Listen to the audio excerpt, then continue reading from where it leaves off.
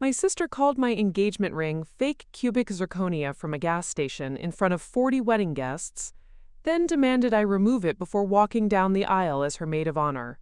But what she didn't know was that my fiancé owned 3 of the largest diamond mines in South Africa, and his legal team was already on speed dial. Before we jump back in, tell us where you're tuning in from, and if this story touches you, make sure you're subscribed, because tomorrow I've saved something extra special for you. My name is Cassandra, and from wherever you're watching this, buckle up, because what started as family humiliation at the Rosewood Country Club in Millbrook Heights ended with cease and desist letters, frozen bank accounts, and my sister discovering that sometimes the quiet ones have the loudest backup. Have you ever had someone you love try to destroy you in public, thinking you're too weak to fight back? Because standing there in that bridal suite, still holding the bouquet I'd spent 2 hours arranging, watching my sister Bethany's face twist with that familiar mixture of superiority and disgust, I felt something I hadn't felt since we were kids, that burning shame of being the lesser sister, the one who never quite measured up to her standards. But here's the thing about being underestimated your whole life. It teaches you to move in silence. "Cassie, honey," Bethany said, her voice dripping with that condescending sweetness she'd perfected since high school. "I need you to be honest with me. Where exactly did you get this ring?" She gestured toward my left hand like it was contaminated. "Because I've been to Tiffany's, I've been to Cartier, and that looks like something from a mall kiosk." The room went silent. 40 pairs of eyes, bridesmaids, flower girls, our cousins from Denver, even Great-Aunt Ruth, who was half deaf, all turned to stare at my hand. At the ring that had been on my finger for 8 months. The ring that caught light in ways that made strangers stop me in grocery stores. The ring that somehow, in Bethany's presence, suddenly felt heavy and wrong. "It's not fake," I whispered, but my voice sounded small even to me. Bethany laughed, not the genuine laugh I remembered from childhood, but the one she'd developed in college, sharp and cutting. "Oh, sweetheart, I'm not trying to embarrass you. I'm trying to save you from embarrassing yourself. Look at the band. It's already turning your finger green. And that center stone? The proportions are all wrong. A real 2-carat diamond wouldn't sit like that." She turned to address the room like she was giving a lecture. "Girls, this is why education matters. This is why you don't let some smooth-talking guy from—" She paused dramatically. "Where exactly did you say your mysterious fiancé was from, Cassie? You've been so secretive about him." My chest tightened. The truth was, I hadn't been secretive. I'd been protective.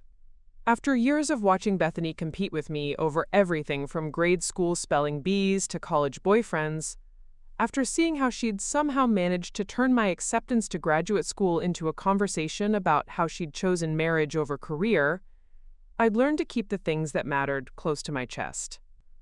"He's from Johannesburg," I said quietly. "Johannesburg," Bethany clapped her hands together. "How exotic, and what does he do again? You mentioned something about mining?"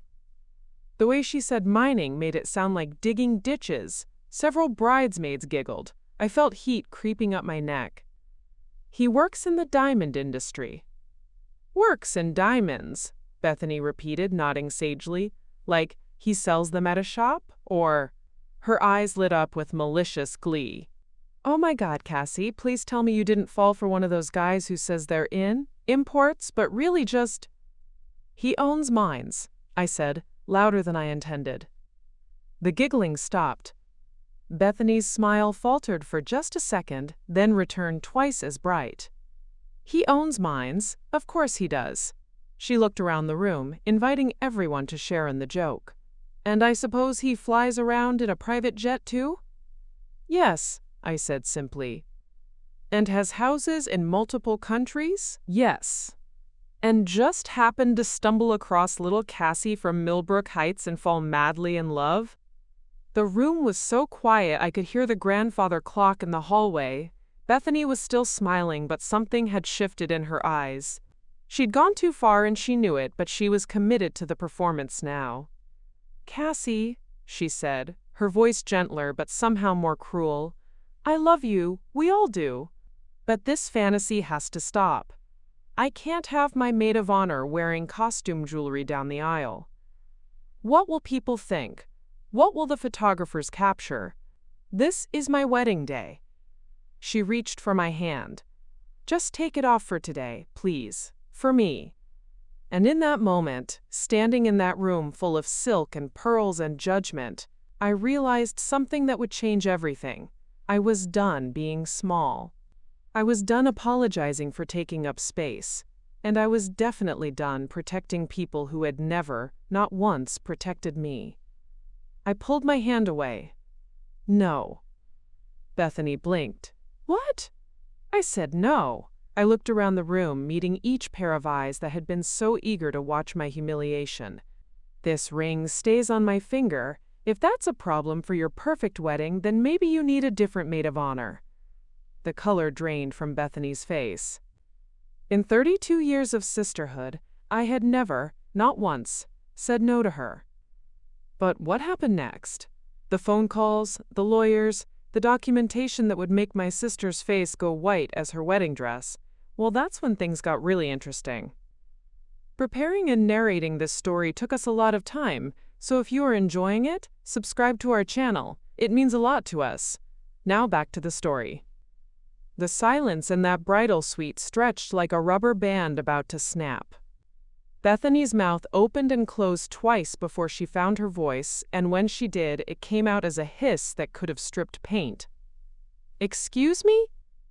I felt every muscle in my body tense, but my voice stayed steady. You heard me, the ring stays. What happened next was pure Bethany, a performance I'd witnessed 100 times before, but never from this side of it. Her eyes filled with tears that somehow never quite spilled over, ruining her makeup. Her voice cracked with just the right amount of wounded vulnerability. Cassie, how could you do this to me on my wedding day? She turned to the room, arms spread wide like she was addressing a jury. This is what I get for trying to protect my little sister from embarrassment. This is what I get for caring. Great Aunt Ruth shifted uncomfortably in her chair. Cousin Jennifer from Denver started gathering up her purse like she was planning an escape. The younger bridesmaids, college friends of Bethany's who barely knew me, exchanged glances that said family drama louder than words. But then Bethany made the mistake that changed everything. She pulled out her phone.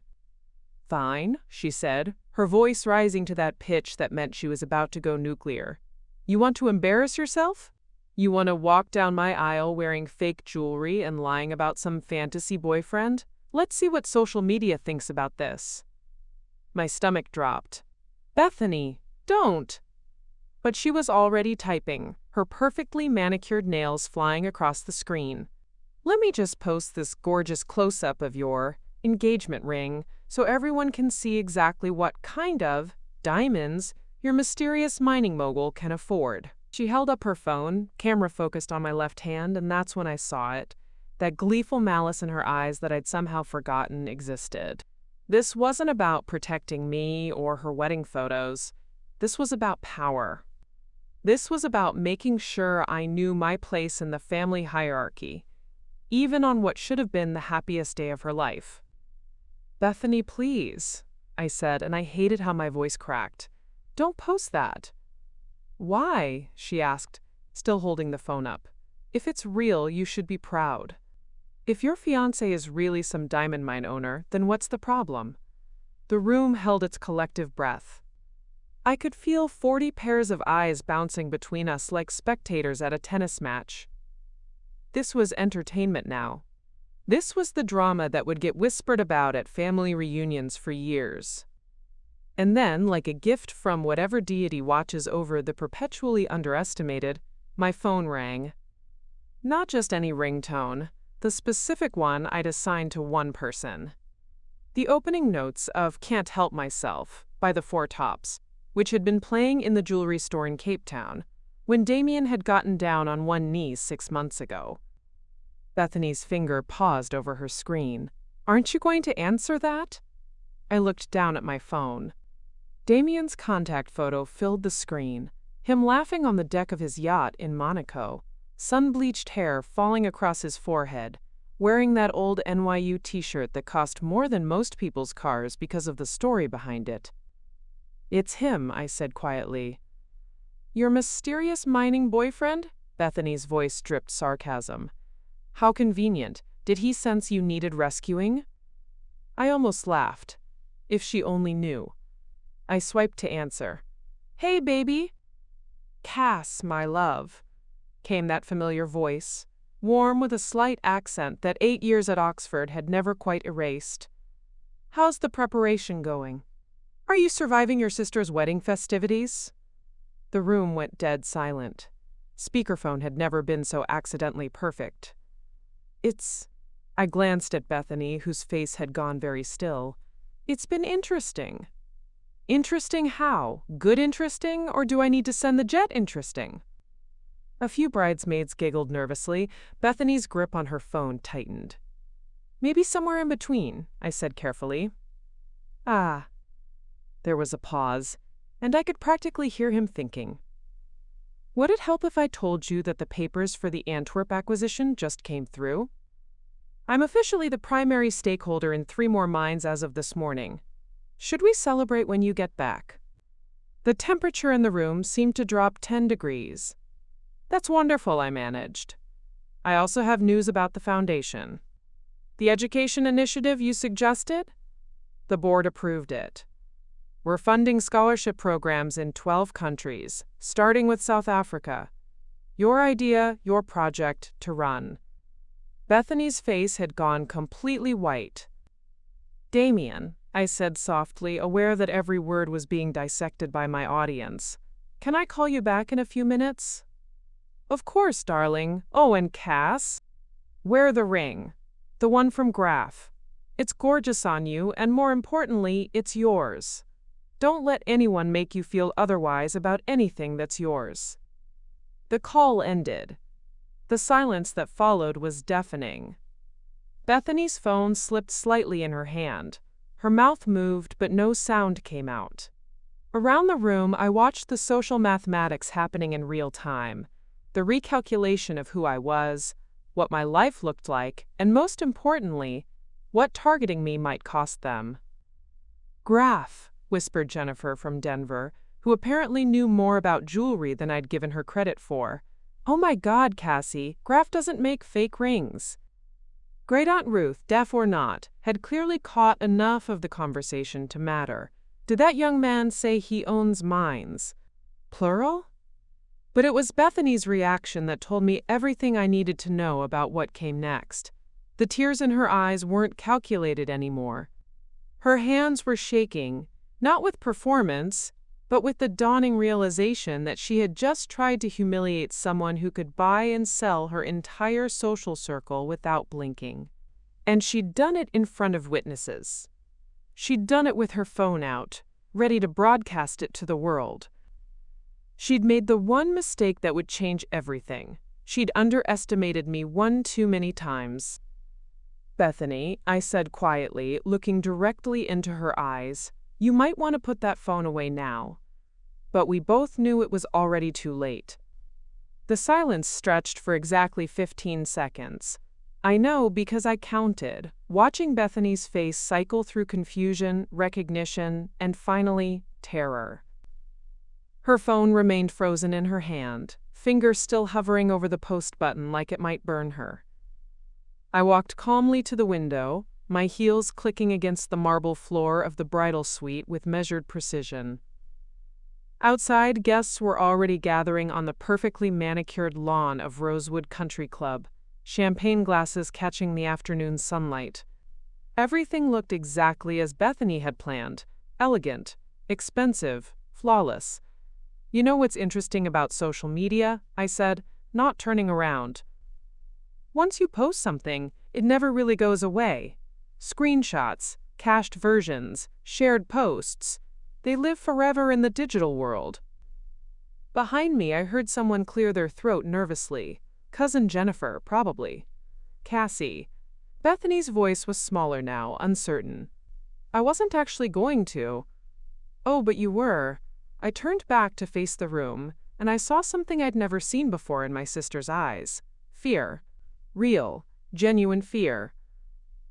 You had your finger on that button. You were going to post a photo of my ring with some clever caption about fake jewelry and fantasy boyfriends, weren't you? The room had divided into two camps, those staring at Bethany with dawning horror, and those staring at me like they'd never seen me before, which, in a way, they hadn't. I thought, Bethany fumbled with her words in a way that was almost painful to watch. Almost. You thought you'd humiliate me publicly because you assumed I couldn't fight back. I pulled out my own phone, keeping my movements slow and deliberate. The thing is, Beth, you've always made that assumption. About everything. About college, about my career, about my choices. But especially about my ability to protect myself. Great Aunt Ruth shifted in her chair, her sharp eyes moving between us like she was watching a chess match. Cassandra, dear, she said in her crackling voice, is that young man on the phone really? Damien Rutherford, I said clearly, letting the name settle in the room. CEO of Rutherford Mining Consortium. Harvard MBA, Oxford undergraduate degree in economics. His family's been in the diamond business for 4 generations. Jennifer's purse hit the floor with a soft thud. Someone, I think it was Bethany's college roommate Sarah, actually gasped. The Rutherfords? Sarah whispered. As in Rutherford Foundation? The ones who just donated $50 million to build that children's hospital in Ghana? The same ones, I confirmed, never taking my eyes off Bethany's face. She'd gone from white to green, a color that definitely didn't match her carefully chosen bridal suite palette. I held up my phone, making sure everyone could see the screen. Now I'm going to do something you were about to do to me, Bethany. I'm going to take a photo. But instead of posting your ring and mocking it, I'm going to document this moment, this room, these witnesses. Because what just happened here isn't going away. Cassie, please. Bethany's voice cracked. I'm sorry, I made a mistake. I was nervous about the wedding, and You called my ring fake jewelry from a gas station, I said calmly, taking a photo of the room, in front of 40 people. You questioned my fiancé's existence and suggested he was some kind of con artist. You were about to broadcast that to your 3,000 Instagram followers. The camera clicked again. You tried to force me to remove my engagement ring on your wedding day, not because it was inappropriate for the ceremony, but because you wanted to humiliate me. Another click. And when I said no, when I finally, after 32 years, said no to you, you escalated.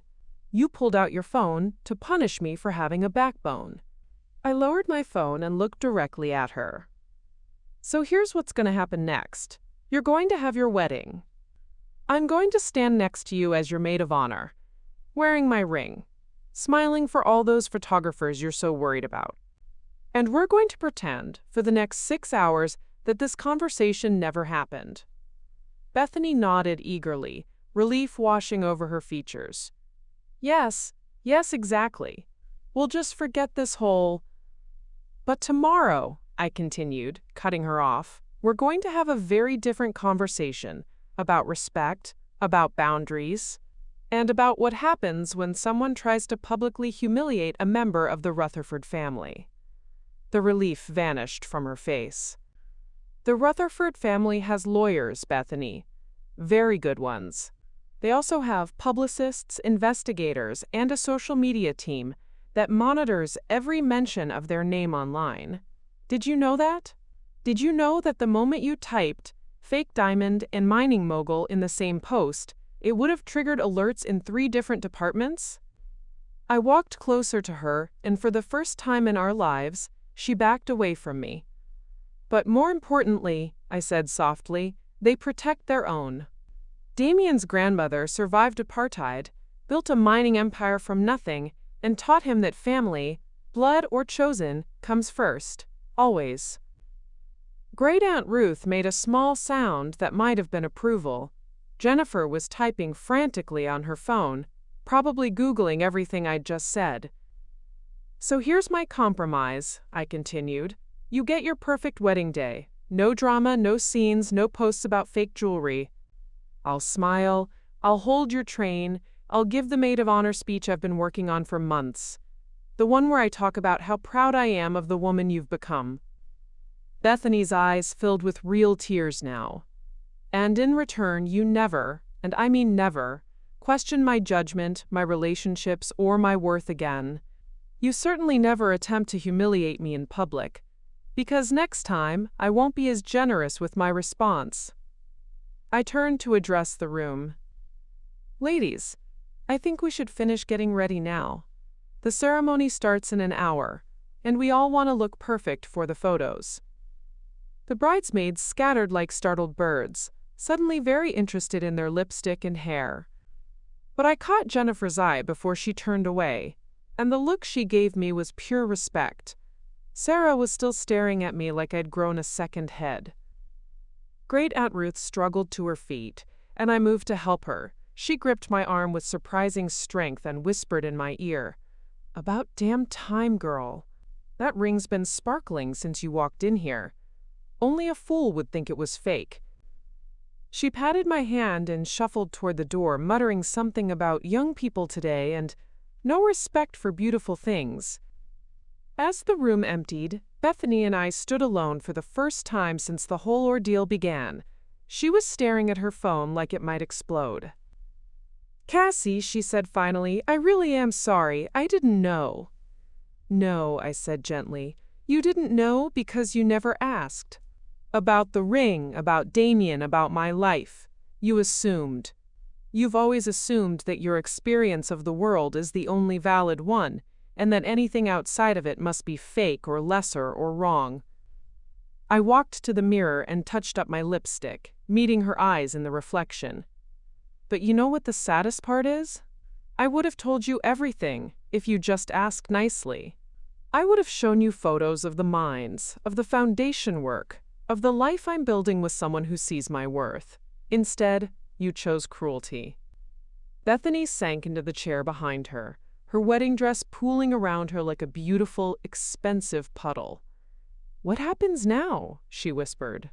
I turned back to her, and for a moment I saw the sister I'd grown up with, the one who'd taught me to braid friendship bracelets, and shared her Halloween candy, and cried when our goldfish died. But then I remembered the look in her eyes when she'd held up that phone, and I felt my resolve settle into place like armor. "Now you get married," I said, "and we see what kind of sister you choose to be after today." The wedding ceremony went off without a hitch, if you didn't count the way Bethany's hands trembled during her vows, or how she kept glancing at me every few minutes, like she expected me to suddenly announce the truth to the entire congregation. I stood beside her in my dusty rose bridesmaid dress, holding her bouquet during the ring exchange, smiling serenely while mentally crafting text messages I'd never send. But as I watched her kiss her new husband Trevor, sweet, oblivious Trevor, who worked in accounting and collected vintage baseball cards, I realized something that changed my entire approach to what came next. This wasn't really about the ring. It wasn't even about the public humiliation, though that had been the catalyst. This was about 32 years of being dismissed, diminished, and disrespected by someone who was supposed to love me unconditionally. And if I was going to change that dynamic permanently, I needed to do more than just threaten legal action. I needed to show her, and everyone else, exactly who I'd become when she wasn't paying attention. During the cocktail hour, while guests mingled on the terrace and sampled overpriced canapes, I found a quiet corner near the garden fountain and made 3 phone calls that would reshape the entire evening. The first was to Damien. "How did the ceremony go, love?" His voice was warm, tinged with concern. "You sounded tense earlier." "It was illuminating," I said, watching Bethany pose for photos with Trevor's family across the lawn. "Damien, remember that conversation we had about the foundation's first public event? The charity gala we were planning for next year?" "Of course. You wanted to wait until we had more programs established." "I changed my mind. What would you say to hosting it next month?" "Here in Millbrook Heights?" There was a pause. I could practically hear him thinking, "That's ambitious, but doable. What's the occasion?" "Let's call it a coming out party. For both of us, and for the work we're doing. I think it's time people here knew exactly what the Rutherford Foundation stands for." Ah. His voice carried that note of understanding that made me fall in love with him in the first place. "And would this sudden urgency have anything to do with your sister's behavior today?" "It might." He chuckled. "In that case, I'll have my assistants start making calls tomorrow. The Peninsula Hotel downtown has a ballroom that could work. How does 500 guests sound?" "Perfect. Make sure to include the guest list from tonight's wedding. All of them." The second call was to my best friend from college, Miranda Chen, who now ran a boutique PR firm in Manhattan. "Cassie, how's the Family Drama Festival?" Miranda's voice was bright with amusement. She'd heard enough stories about Bethany over the years to know exactly what I was dealing with. "Worse than expected, but I'm about to turn it into an opportunity. Are you free next month for the biggest networking event this town has ever seen?" "Do you even have to ask? What are we planning?" I filled her in on the basics. The foundation gala, the guest list, the need for media coverage that would put Millbrook Heights on the map for all the right reasons.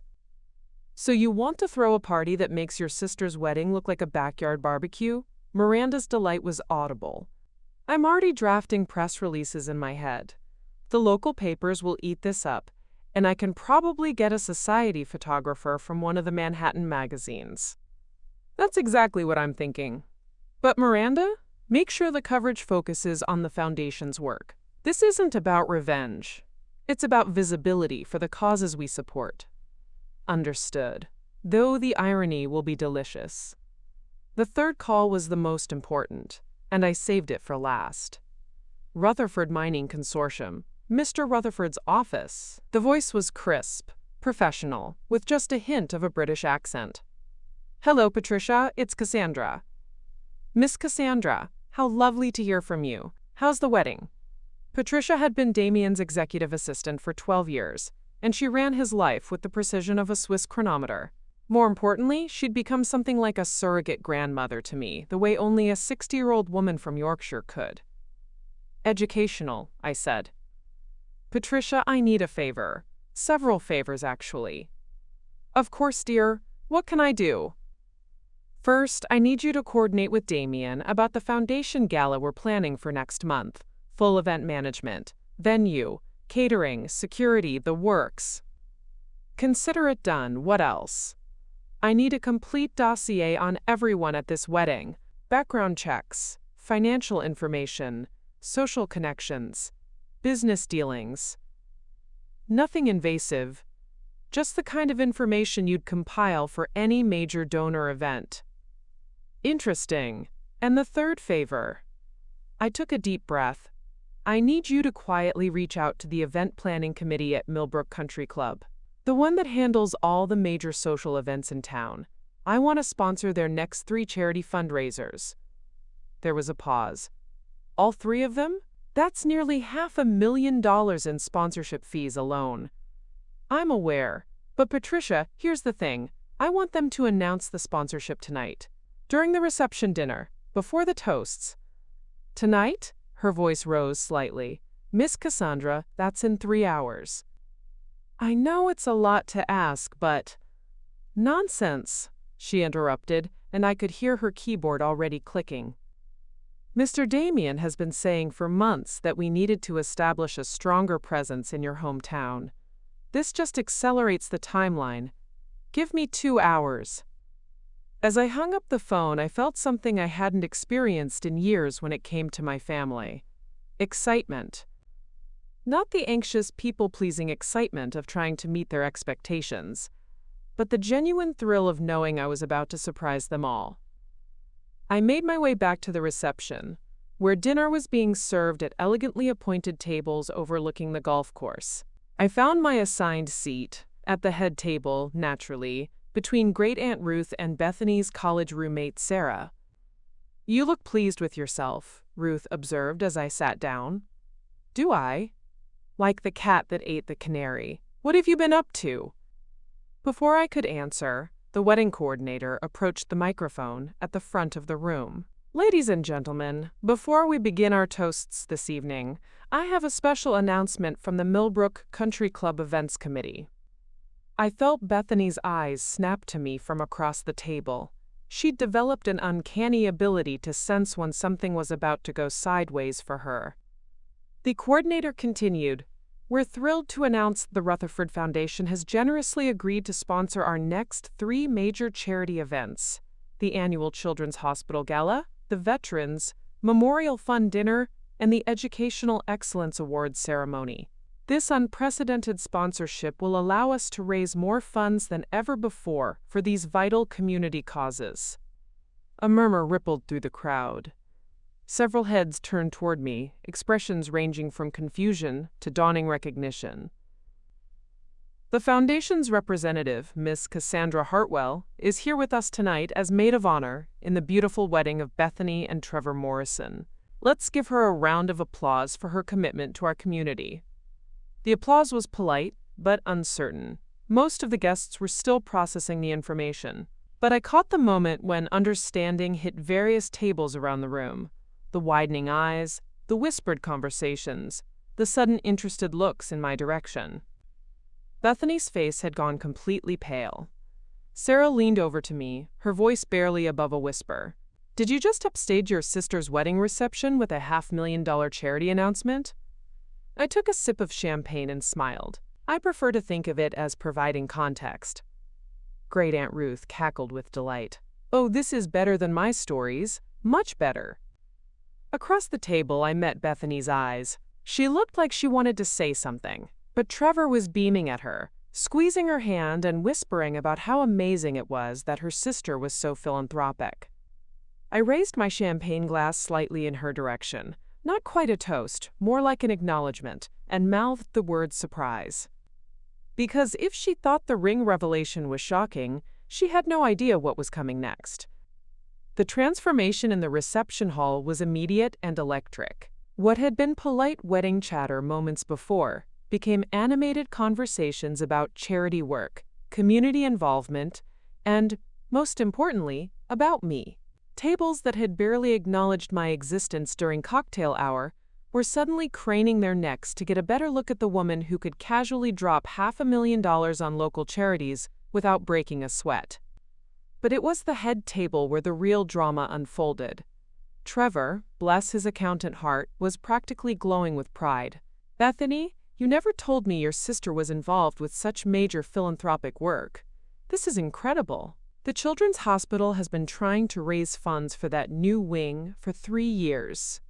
Bethany's smile looked like it had been painted on with cement. "Yes, Cassie's always been full of surprises." Sarah, who had been scrolling through her phone under the table, suddenly straightened like she'd been electrocuted. "Oh my God," she whispered, loud enough for half the table to hear. "I just Googled the Rutherford Foundation. Cassie, they've donated over $200 million worldwide in the last 5 years alone." Great Aunt Ruth cackled. $200 million? And here I thought you were just good at picking out engagement rings. The ripple effect was beautiful to watch. I could see the information spreading from table to table like wildfire. Phones appeared from purses and jacket pockets. Google searches multiplied across the reception hall. Within 10 minutes, my life had become the most interesting topic at Bethany's wedding. Mrs. Hamilton from the Country Club board approached our table, her society smile bright enough to power a small city. "Cassandra, dear, I had no idea you were connected to such important work. We simply must have lunch next week to discuss how the club can better support these initiatives." Before I could respond, Dr. Patterson from the hospital committee materialized at my other shoulder. "Miss Hartwell, I can't tell you how grateful we are for the Foundation's support. Perhaps we could arrange a tour of the new pediatric facilities? I'd love to show you where the donation will make the most impact." Then came the mayor's wife, followed by the chairman of the Veterans Memorial Fund, followed by what felt like half of Millbrook Heights' social elite. Each introduction brought more attention, more questions, More people eager to associate themselves with the mysterious sister who had been hiding in plain sight for years. "Cassie!" Jennifer from Denver practically jogged over from her table, her husband trailing behind, looking slightly bewildered. "I can't believe you never mentioned any of this. Tom and I run a small nonprofit back home for underprivileged kids. Do you think? Would the foundation ever consider?" "Send me the information," I said warmly, pulling out my phone to exchange contact details. The foundation is always looking for grassroots organizations making real impact. As Jennifer walked away clutching my business card like it was made of gold, I caught Bethany staring at me with an expression I'd never seen before. It wasn't anger or embarrassment. It was something closer to awe, tinged with what looked disturbingly like fear. "When did you become this person?" she asked quietly during a brief lull in the parade of new admirers. "I've always been this person," I replied, adjusting the graph diamond on my finger so it caught the light from the chandeliers. "You just never bothered to ask." The real triumph came during the dancing portion of the evening. The band, a surprisingly good group from downtown who specialized in wedding receptions, had just finished a set when the lead singer stepped up to the microphone. "Ladies and gentlemen, we've just received word that we have someone very special with us tonight. Miss Cassandra Hartwell, whose foundation has just made headlines with their generous support of local charities, has requested a song for the happy couple." I felt every eye in the room turn toward me. Bethany's bouquet froze halfway to her chest. The singer continued, "She's asked us to play Can't Help Myself by the Four Tops. Apparently it has special meaning for her own engagement story." As the opening notes filled the air, I saw recognition dawn on several faces around the room. This was the same song that had been playing when Damien called during the bridal suite disaster. But now, instead of being an embarrassing interruption, it became a romantic soundtrack to a love story that suddenly had everyone's attention. Damien's voice echoed in my memory. "Wear the ring, it's gorgeous on you, and more importantly, it's yours." Trevor led Bethany onto the dance floor for what should have been their moment, but I could feel the energy of the room shifting. Conversations at nearby tables were no longer about the bride and groom. They were about the maid of honor who had just rewritten the entire social hierarchy of Millbrook Heights in the span of 20 minutes. "May I have this dance?"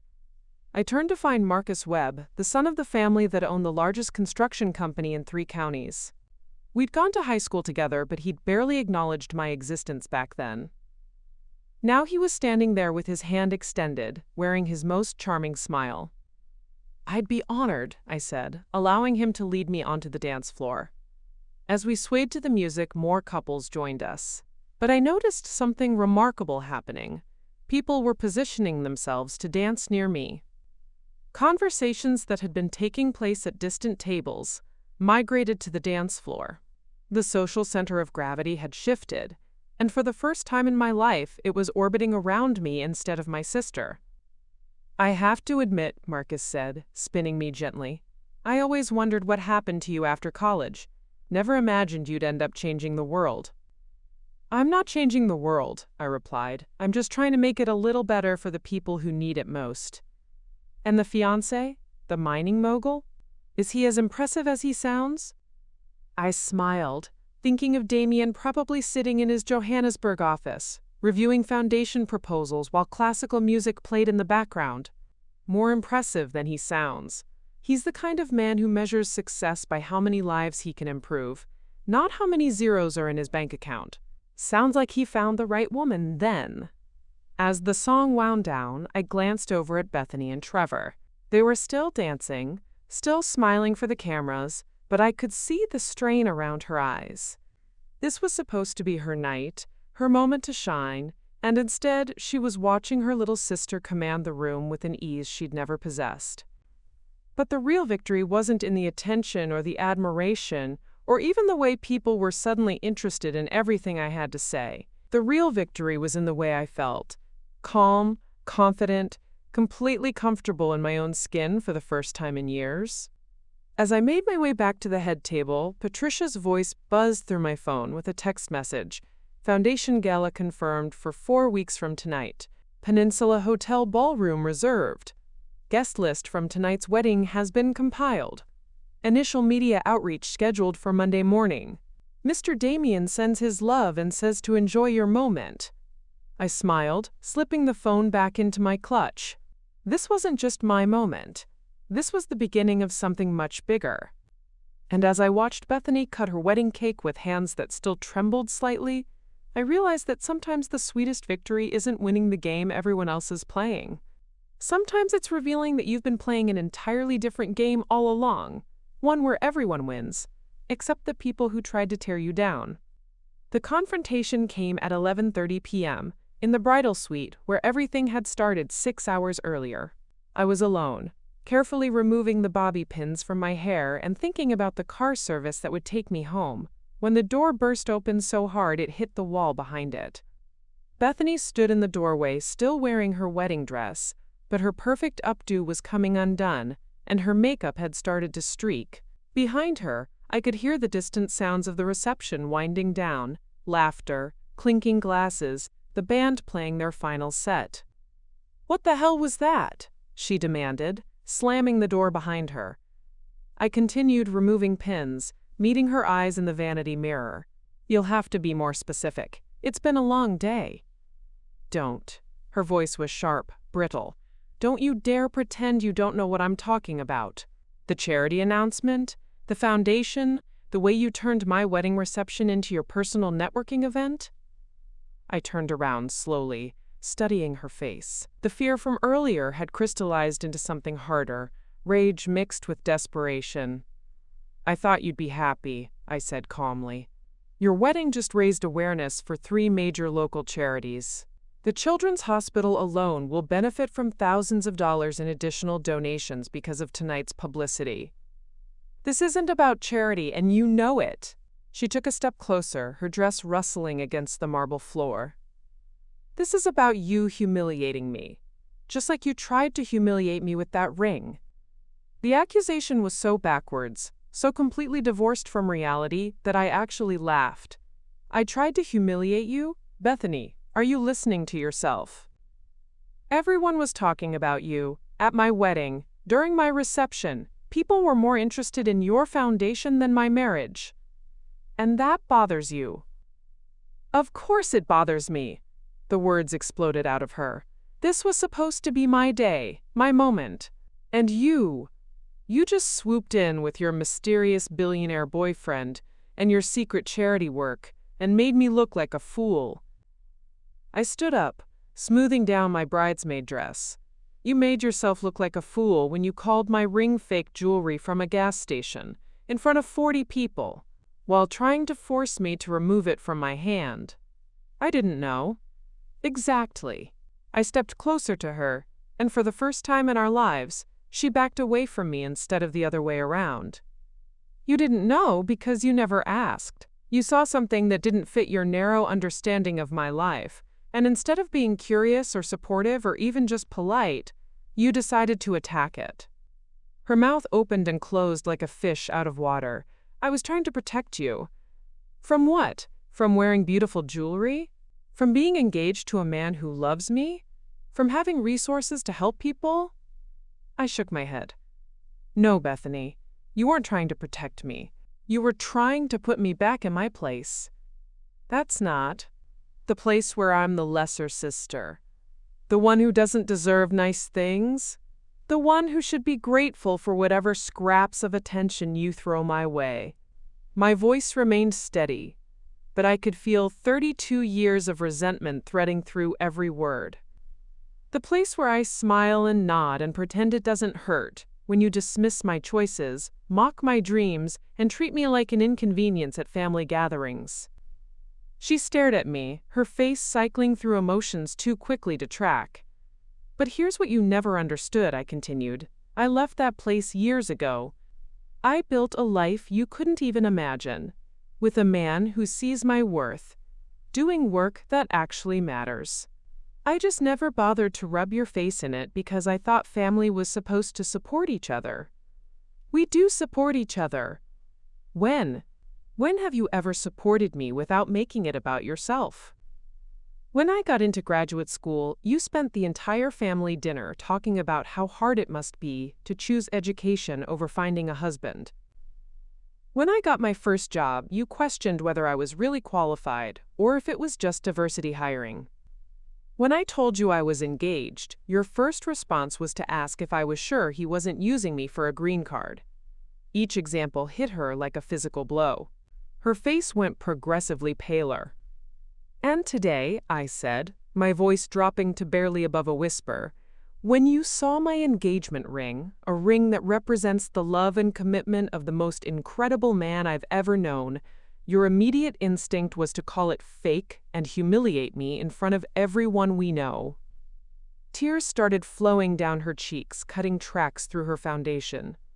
"I didn't mean—" "Yes, you did." I reached for my purse, checking that I had everything. "You absolutely meant it. Just like you meant every other little cut, every dismissive comment, every time you made me feel small so you could feel big. Cassie, please, you're my sister. I love you." I stopped at the door, my hand on the handle. "Do you?" Because love doesn't try to tear people down. Love doesn't call someone's most precious possessions fake. Love doesn't demand someone remove their engagement ring because it threatens your sense of superiority. She was crying openly now, makeup ruining her perfect bridal look. "What do you want me to do? How do I fix this?" For a moment, I felt the old familiar urge to comfort her, to minimize my own hurt so she could feel better. But then I remembered the look in her eyes when she'd held up that phone, ready to broadcast my humiliation to the world. "I want you to think about who you want to be," I said quietly, "because the sister who tried to destroy me in that room this afternoon, she's not someone I can have in my life anymore." "You can't mean that." "I mean every word." I opened the door, pausing in the threshold. "The foundation gala is in 4 weeks. You and Trevor are invited. Of course. Your family. But Bethany?" I met her eyes one final time. "If you come as my guest, not as someone who gets to judge my choices or question my worth. And if you can't do that, if you can't celebrate my happiness without making it about your insecurities, then maybe it's better if you don't come at all." I stepped into the hallway, the sounds of the reception cleanup echoing around me. Behind me, I heard her sob, a broken, desperate sound that would have sent me running back to comfort her just that morning. Instead, I walked toward the elevator, my heels clicking against the marble with the same measured precision I'd used when I took control of that bridal suite 6 hours ago. As the elevator doors closed, I caught my reflection in the polished metal. My hair was half down, my lipstick had worn off, and there were exhaustion lines around my eyes. But I was smiling. For the first time in my life, I had told my sister exactly who I was and what I deserved. I had set boundaries that actually meant something. I had chosen my own worth over her comfort. And it felt absolutely liberating. My phone buzzed with a text from Damien. "How did the rest of the wedding go? Are you ready to come home?" I typed back, "More ready than you know, and yes, let's start planning that gala. It's time for Millbrook Heights to meet the real Cassandra Hartwell." The elevator opened onto the main floor, where a few lingering guests were collecting their coats and saying their goodbyes. Several people smiled and waved at me. A few even approached to exchange final pleasantries about the foundation work. But as I walked toward the exit, I realized that their opinions, positive or negative, didn't define me anymore. Neither did Bethany's jealousy or approval. I was finally, completely, authentically myself. And that was worth more than all the diamonds in South Africa. The phone calls started the next morning at 7:15 a.m. I was still in bed, savoring my first cup of coffee and the unusual sensation of sleeping until I naturally woke up instead of being jolted awake by anxiety about family obligations, when my mother's ringtone shattered the peaceful silence. "Cassandra Marie Hartwell, what in God's name happened at that wedding last night?" I took another sip of coffee, noting how my mother's voice carried that particular pitch it reached when she was trying to control a situation that had already spiraled beyond her influence. "Good morning, Mom. The wedding was lovely. Bethany looked beautiful." "Don't you dare deflect with me. Margaret Patterson called me at 6:30 this morning. 6:30, Cassandra. To tell me that you're apparently engaged to some African mining magnate and running a multi-million-dollar charity foundation. She wanted to know why I'd never mentioned having such an accomplished daughter." The word, accomplished, dripped with the same tone she might use for diseased or contagious. "Because you never asked," I said simply. "I never," she sputtered for a moment. "Of course I ask about your life. We talk every week." "We talk every week about Bethany's life. About her job, her wedding planning, her house renovations, her friends, drama. When you ask about me, it's usually to find out if I'm available to help with something for Bethany." The silence on the other end stretched long enough that I wondered if the call had dropped. "That's not true," she said finally, but her voice had lost some of its initial fire. "Mom, when's the last time you asked me about my work? Not whether I was happy at my job, but what I actually do all day. When's the last time you asked about my relationship with Damien, beyond whether we'd set a wedding date? When's the last time you asked me about my dreams or my goals or what I'm proud of?" Another silence. "We talk about those things." "No, we don't. And yesterday when I tried to defend myself against Bethany's accusations, you weren't even there. You've never been there when she decides to tear me down because it's easier to let her have her moment than to deal with the fallout of calling her out." I heard her sharp intake of breath. "Bethany told me what happened. She was just trying to prevent you from being embarrassed."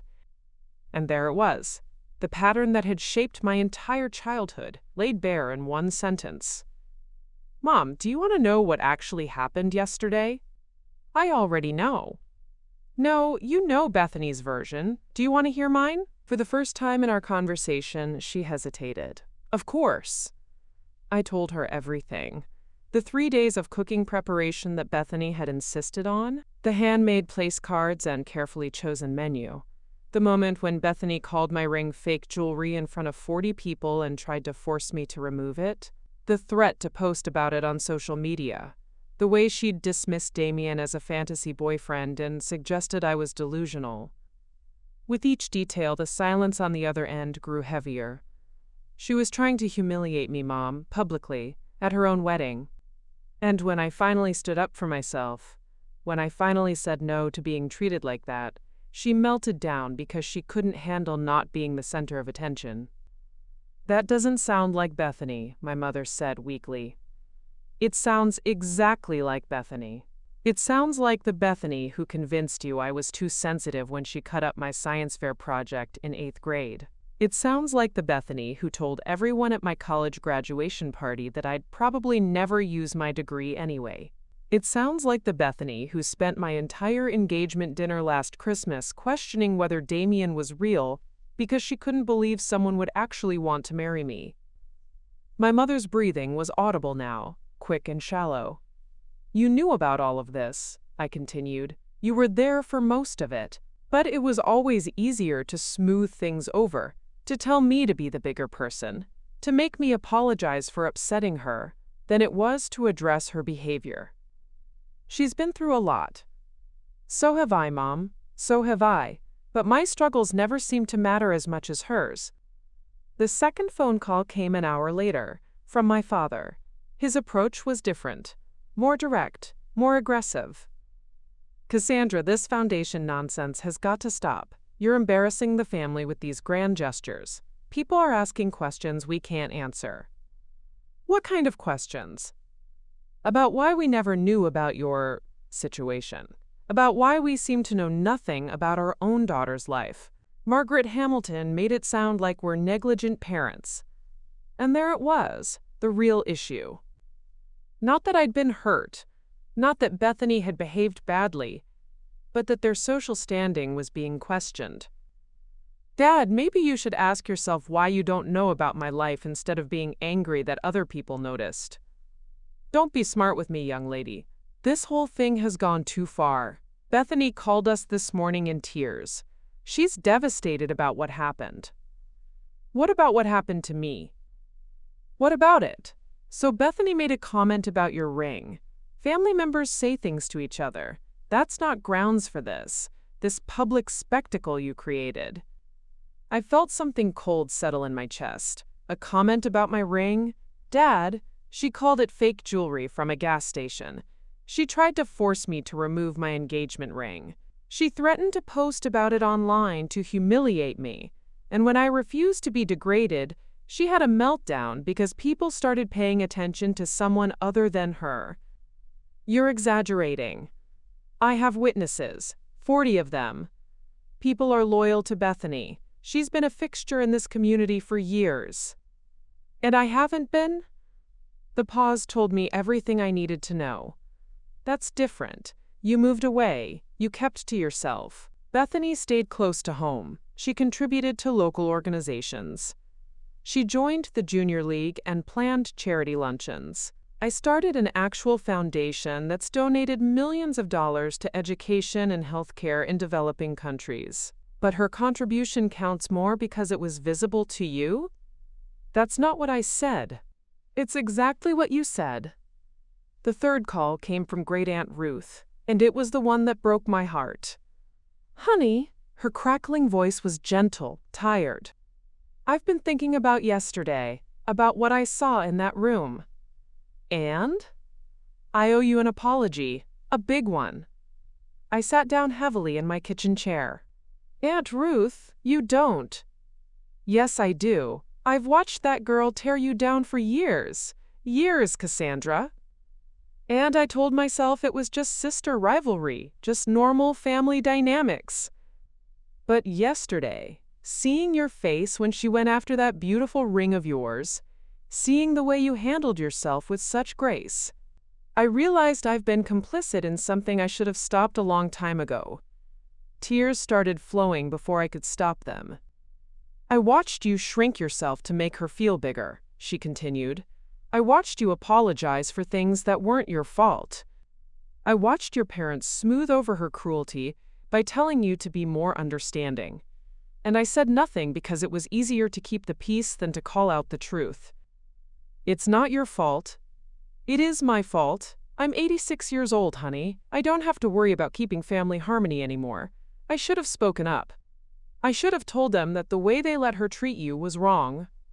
I was crying openly now, the kind of tears that come from finally being seen. But I'm speaking up now, Ruth said firmly. And I want you to know that what you did yesterday, standing up for yourself, refusing to be diminished, that made me proud, prouder than I've been in years. After I hung up, I sat in my kitchen for a long time, processing the morning's conversations. 3 calls that had revealed the same pattern from 3 different angles. Bethany's behavior had never been addressed because everyone around her had found it easier to manage my reaction to it than to confront her actions. For 32 years, I'd been the family's shock absorber, cushioning everyone else from the impact of her selfishness and cruelty. But now, for the first time, people were being forced to see the pattern clearly, and some of them, like Ruth, were horrified by what they'd enabled. Others, like my parents, were more concerned with protecting their image than addressing the truth. And that told me everything I needed to know about what came next. 2 weeks after the wedding, the Rutherford Foundation Gala had taken on a life of its own. What had started as a strategic response to Bethany's humiliation had evolved into the social event of the decade for Millbrook Heights. Patricia called it, quote, the coming out party for a hidden dynasty. And based on the RSVPs flooding in, she wasn't exaggerating. Miss Cassandra, Patricia's voice crackled through the phone as I reviewed seating charts in my apartment. We have a situation that's rather unprecedented. Good unprecedented or crisis management unprecedented? Fascinating unprecedented. The guest list has grown to 750 people. The mayor's office called to request additional security.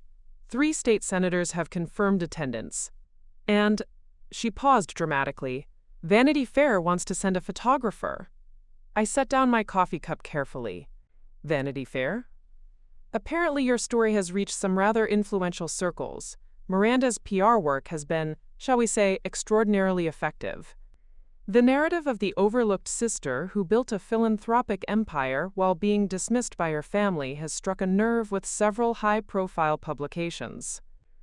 Through my apartment window, I could see the town where I'd grown up spread out below me. The same streets where I'd walked to school feeling invisible, where I'd attended family gatherings feeling like an afterthought, where I'd learned to make myself smaller to avoid conflict. Now those same streets would soon be filled with limousines and security details, all coming to celebrate work I'd been doing quietly for years. There's more, Patricia continued. The peninsula called this morning. They've had to convert 2 additional conference rooms into overflow seating areas. Local restaurants are booked solid for the weekend. The economic impact on your little town is going to be substantial. And the family? Ah, yes, that's where things get particularly interesting. I braced myself. Your parents called the foundation offices yesterday, 3 times. They wanted to discuss coordinating family involvement in the event planning process. Patricia's tone made it clear what she thought of that idea. And you told them?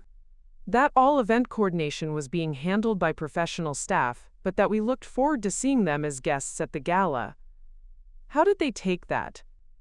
Not well. Your mother suggested that it was inappropriate for them to be treated like ordinary guests at an event their daughter was hosting. Your father mentioned something about the family's reputation in the community. I closed my eyes. Even now, even after everything, they were trying to insert themselves into the narrative as important players, rather than simply being proud of what I'd accomplished. There's one more thing, Patricia said gently. We've had inquiries from several media outlets about interviews. They want the full story, your background, your relationship with Mr. Damien, your philanthropic work, and yes, what happened at your sister's wedding that prompted this event. My stomach clenched. What kind of inquiries? Nothing malicious. Actually, quite the opposite. The angle seems to be about hidden philanthropists, about people doing extraordinary work away from the spotlight. But they are curious about the family dynamics, especially after some of the wedding guests have been, shall we say, very chatty on social media. I pulled up Instagram on my phone and searched for posts from the wedding. What I found made me laugh and cringe simultaneously. Jennifer from Denver had posted a photo of me during the charity announcement with the caption, "When you find out the quiet bridesmaid is secretly changing the world #plot twist #philanthropy queen." It had been shared hundreds of times. Sarah had posted a series of stories about meeting a real-life hidden heiress, complete with photos of my ring that showcased every facet of the Graf diamond in stunning detail. The comments were a mix of awe and speculation about how much it was worth. But it was the post from Marcus Webb that really caught my attention. He'd shared a photo of us dancing with a long caption about, quote, reconnecting with an old classmate who turned out to be one of the most impressive people I've ever met, and tagged several major news outlets, apparently trying to generate coverage for the foundation's work. The publicity is getting out of hand, I said to Patricia. Or it's exactly what we need, she replied. Miss Cassandra, do you realize what you've accomplished here? In 2 weeks, you've put your hometown on the map, generated national interest in the foundation's work, and created a template for how philanthropy can engage local communities. This isn't just about your family anymore. This is about something much larger. She was right, but that didn't make it less terrifying. The real test came that afternoon when I decided to run errands in town. I needed to pick up my dress from the alterations shop, a stunning midnight blue gown that Damien had flown in from a designer in Milan, and grab some last-minute items for the apartment where Damien would be staying during his visit. The moment I walked into the dry cleaners, I knew things had changed irrevocably. "Miss Hartwell!" Mrs. Chen behind the counter practically shouted my name. "Your dress is ready, and I have to tell you, it's the most beautiful gown we've ever had in this shop. My daughter Googled the designer. Do you know this dress costs more than most people's cars?" Before I could respond, she continued, "And I saw the pictures from your sister's wedding. That ring! My goodness, I've been in the jewelry business for 30 years, and I've never seen anything like it. The way it catches the light. You must feel like a princess." As I waited for her to retrieve the dress, I noticed several other customers lingering nearby, clearly hoping to overhear our conversation. One woman was not so subtly taking photos with her phone. "Mrs. Chen," I said quietly, "could we perhaps keep the dress details between us?" Of course, of course." She nodded enthusiastically, then immediately turned to the woman behind me and stage whispered, "This is the young lady I was telling you about. The one with the foundation." My next stop was the grocery store, where the attention was even more intense. I made it exactly 3 aisles before being approached by someone I vaguely recognized from high school. "Cassie, oh my God, I can't believe I'm running into you." The woman, I thought her name might be Jessica, was practically vibrating with excitement. "I heard about the gala, and I have to ask, is it true that celebrities are coming? My cousin works at the peninsula, and she said they've had calls about helicopter landing permissions." I really couldn't say. "And your fiancé? When do we get to meet the mysterious mining mogul? Is he as gorgeous as he sounds?" By the time I escaped the grocery store, I had been asked for selfies 6 times, received 3 business cards from people wanting foundation connections, and overheard at least 4 separate phone conversations about the upcoming gala.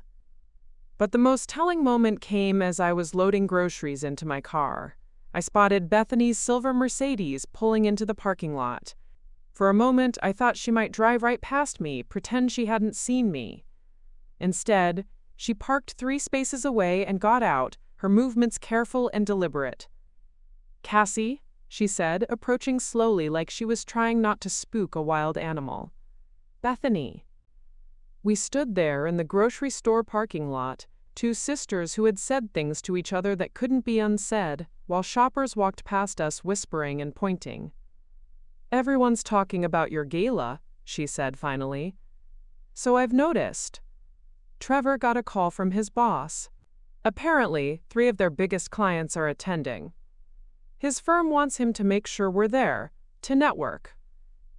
Her voice was small, almost defeated. "You should come if you want to. It's a celebration of the foundation's work, not a family obligation." "But she struggled with the words. "I don't know how to be at an event like this. I don't know how to be your sister at an event like this." For the first time since the wedding, I felt a flicker of sympathy for her. She was facing the same thing I'd dealt with my entire life, walking into a space where she didn't know the rules, where she couldn't control the narrative, where she might not be the most important person in the room. The difference was, I'd learned to navigate that discomfort with grace. She was about to learn whether she could do the same. "Then maybe," I said gently, "it's time to figure out who you want to be when you're not the center of attention." I got in my car and drove away, leaving her standing in the parking lot with the weight of that question hanging between us. 2 weeks later, she would have her answer. We all would. The ultimatum arrived on a Tuesday morning, exactly 1 week before the gala. I was in my apartment, reviewing the final guest list with Patricia via video call, when my doorbell rang with the urgent, insistent pattern that meant trouble. Through the peephole, I saw my parents standing on my doorstep, both dressed in what I'd learned to recognize as their serious conversation attire, my father in his navy suit reserved for board meetings and funerals, my mother in the black dress she wore when she needed to project authority. "Cassandra," my father's voice carried through the door. "We need to talk. Now." I opened the door, but didn't invite them in. "Good morning. What can I do for you?"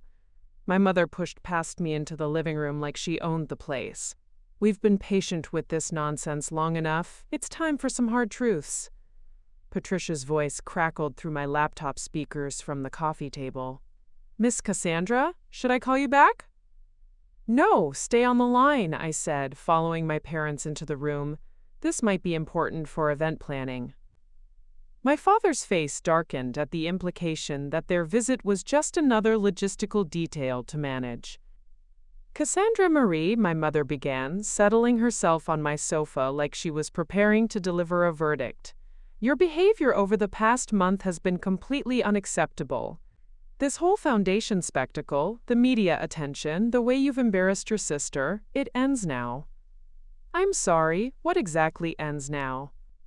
This ridiculous gala, my father said, his voice carrying the tone he'd used when I was 16 and had missed curfew. You're going to call it off. I felt something cold and sharp settle in my chest. Excuse me? You heard him? My mother continued. Cancel the event. Return the money. Issue some statement about family obligations or scheduling conflicts. End this circus before it destroys our family's reputation completely.